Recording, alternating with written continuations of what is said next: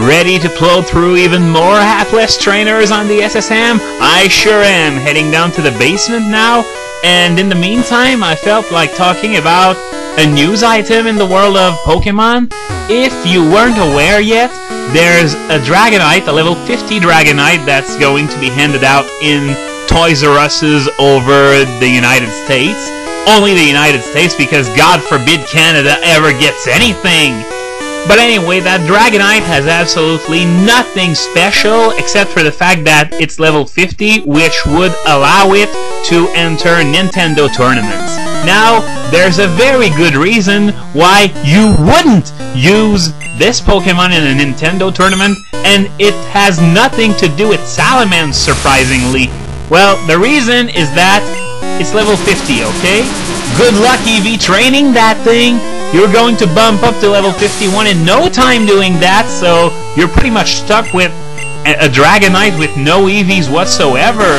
So, yeah, I said it had nothing to do with Salamence, but still, that's something you can afford to do with Salamence. That's another thing in its favor compared to Dragonite. But anyway, I was reading about this Dragonite yesterday, and the moveset has been revealed. As promised, it has moves that are learned later than level 50. Those are, of course, Outrage and Dragon Dance. Phew, I thought for a moment it would be something like, you know, Wing Attack and Hyper Beam, moves no one would use anyway.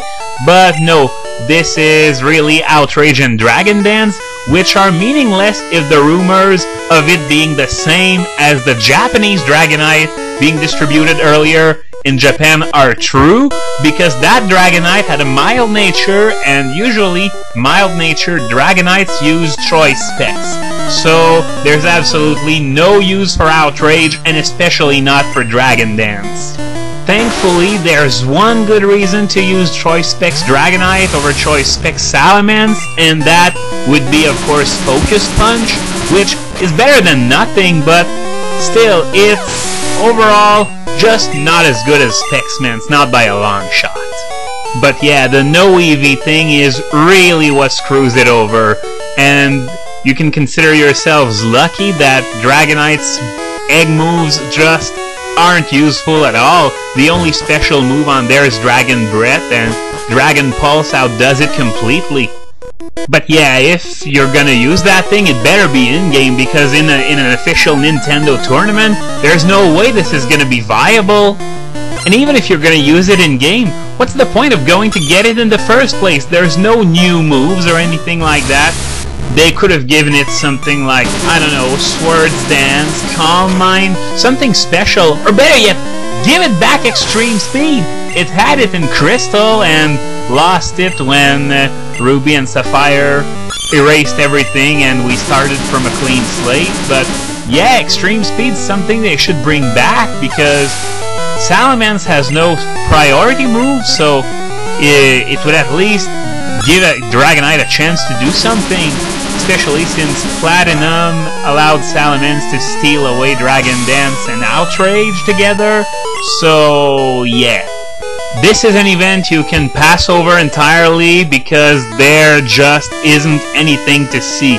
And you know, it wouldn't be so bad if in tournaments you could be allowed to use the option that brings everything back to level 50.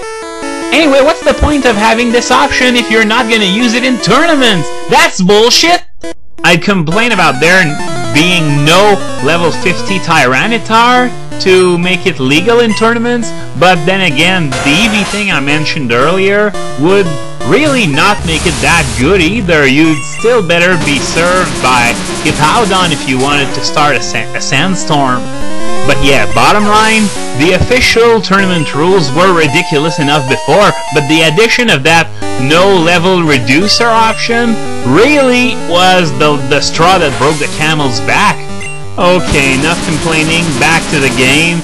You know, I almost feel dirty plowing through the game with that thing. It's like playing rock, paper, scissors, sucker punch to the jaw. The sucker punch always wins! And hey, look at that tattoo on the sailor's arm. It's like the symbol for female, you know, the circle with the arrow pointing downwards? Does that mean he likes ladies? Well, it certainly fits with the stereotypical sailor behavior thing and whatever, but nah, I know it's supposed to be an anchor, I just wanted to nitpick a bit. Oh, and I think this is our first fisherman in the game. I smell Magikarp there. Nope, Tentacool. Still super common, but, well, that's not as ridiculous as Magikarp. There's always that one fisherman in every game that's got like 5 or 6 Magikarps, and I think it's in Emerald that you can fight him in rematches, and they all evolve into Gyarados eventually, which means this is an orgy of experience for your electric type. Yeah, because one of the major differences between in-game and in competitive play is that in competitive play, Pokemon that are weak 4 times to one type can still be really threatening. Like, look at Garchomp, it recently turned Uber, and yeah, those can still be really threatening, while in-game you can switch between each of the opponent's Pokemon, so it's basically a free switch and you know exactly what's coming. So yeah, that free switch added on to the fact that you will often be faster, even if your Pokemon would technically be slower in terms of base stat, but most of the time in game your levels tower over the enemies, so yeah, that makes them really easy to take down. And while I'm fighting a sailor with a Machop, there's one thing I don't get about sailors. They will often use water-type Pokemon, which is fine, but they also use fighting types quite often as well, and personally I don't understand the relationship between the two. Sailors, fighters, are sailors known for bar brawls or something? Wait, did he say jellyfishes sometimes drift in the ship? Like jellyfishes and not tentacles? Does that mean there are animals that aren't Pokemon in this world? Because I don't think I've ever seen anything like that in any of the games. Besides, if you remember the menu for that the chef gave me last time, he was talking about salmon. Now, I'm pretty sure there's no salmon Pokemon, so you gotta assume such animals exist, even if you can't even catch them with a rod or anything. Oh, and if you've just seen, this guy referred to the boat as she. Now, I know it's common to refer to boats like that, but why she and not it? That's something I never really understood. Like, you know, does the boat have female body parts or something? I really don't get it.